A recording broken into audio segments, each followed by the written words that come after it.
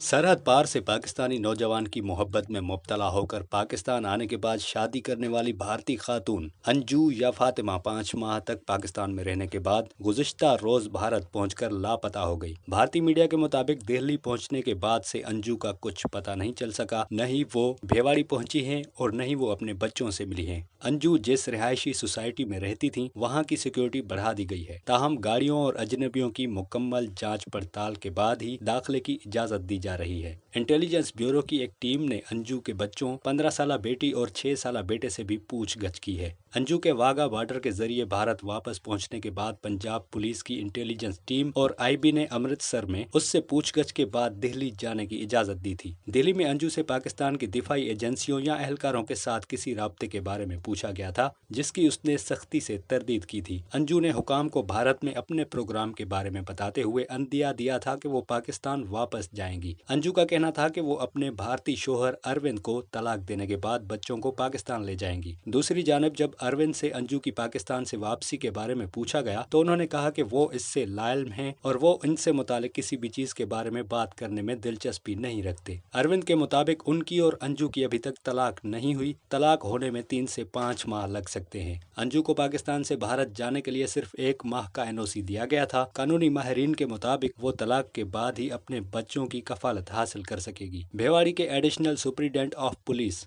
दीपक सैनी ने कहा कि अंजू के मामले की तफ्तीश जारी है और लोगों के बयानात दर्ज किए गए हैं। राजस्थान के जिले भेवाड़ी से ताल्लुक रखने वाली शादीशुदा अंजू पाकिस्तान आने से कबल अपने भारतीय शोहर अरविंद को बताया था कि वो कुछ दिन के लिए जयपुर जा रही हैं। ताहम बाद में उनके शोहर को मीडिया के जरिए पता चला कि वो फेसबुक पर दोस्ती के बाद मोहब्बत में मुब्तला होकर पाकिस्तान पहुंच चुकी हैं, जहां उसने इस्लाम कबूल करने के बाद नसरुल्लाह से निकाह किया।